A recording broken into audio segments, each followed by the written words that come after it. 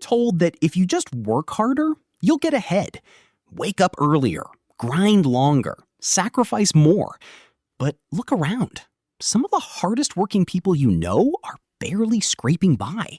And some of the wealthiest people you know seem to barely work at all. That's not supposed to make sense. So what's actually going on?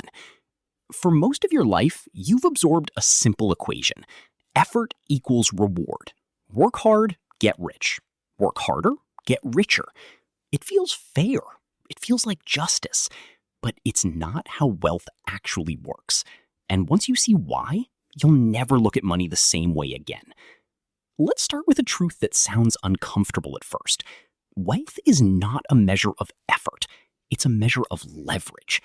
Leverage means using something other than your own labor to produce results. A single person mining coal by hand will never out-earn someone who owns the mine. Not because the miner isn't working hard enough. He's working harder than almost anyone. But his output is capped by his own two hands. The owner's output is capped by nothing. Do you see the difference yet? This is the first lie hard work tells you. It convinces you that income scales with effort. It doesn't. Income scales with leverage. And there are only a few real forms of leverage in this world. Labor, capital, code, media. That's it. Everything else is a variation. Labor is you, trading hours for dollars. It's the oldest form of income, and it's also the one with the lowest ceiling. You only have 24 hours in a day. Even if you worked every single one of them, there's a limit to what one body can produce. This is why doctors, lawyers, and consultants, despite being brilliant and overworked, often hit an income ceiling. They are extremely good at trading time for money. But time is the one resource that never scales. Now, compare that to capital. Capital doesn't sleep. It doesn't take breaks. It doesn't get tired after a 12-hour shift. Money invested in assets keeps working at 3 in the morning while you're asleep. This is why someone with a modest amount of invested capital can eventually out-earn someone working 60-hour weeks.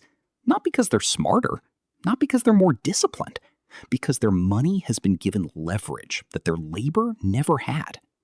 Here's where it gets interesting. Rich people didn't discover a secret work ethic. They discovered a secret allocation. They stopped asking, how can I work more? And started asking, how can I make my resources work more? That single shift in thinking is the entire difference. Think about a farmer using a hand plow versus a farmer using a tractor. The first farmer might be exhausted by noon, drenched in sweat, muscles burning. The second farmer might finish twice the field before lunch and still have energy left over. Is the second farmer working harder? No, he's working smarter with better tools. Money is a tool. Ownership is a tool. Systems are a tool. And most people were never taught how to use them. This brings us to the second lie.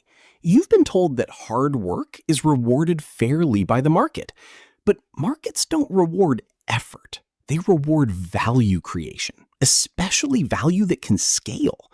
A teacher working with 30 students might change lives every single day and still earn far less than a software developer who wrote a single app used by 10 million people.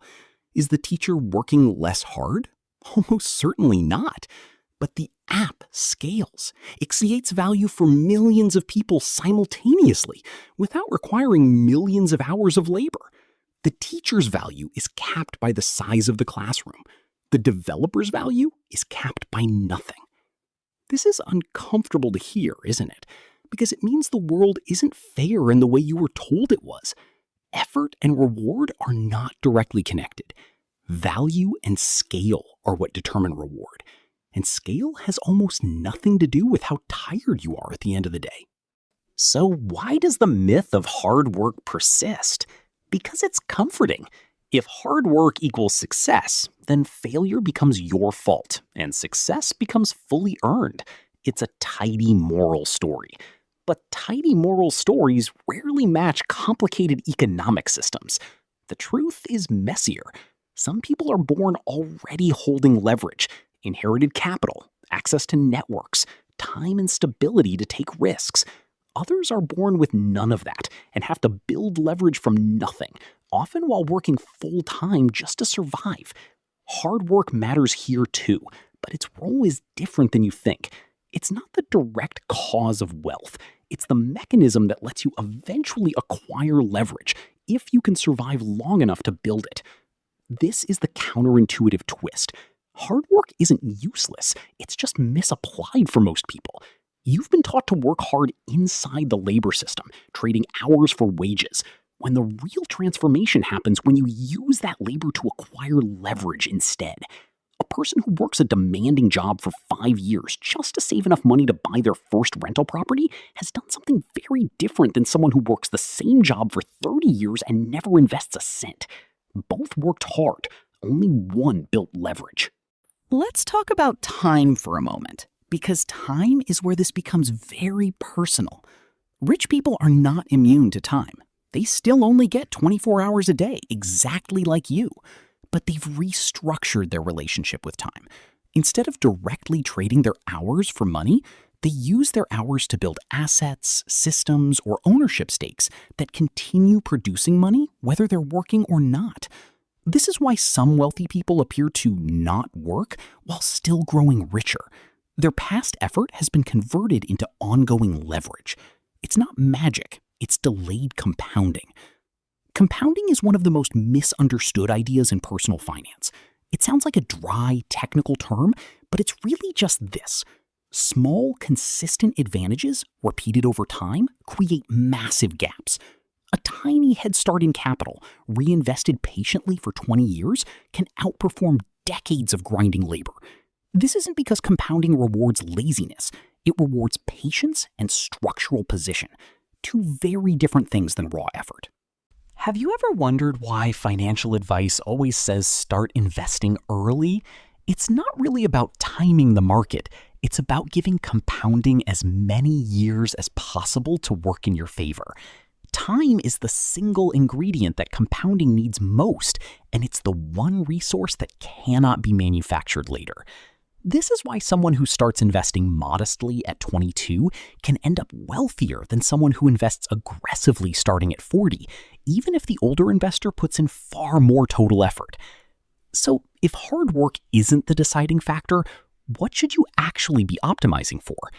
3 things: ownership, scale, and time in the system.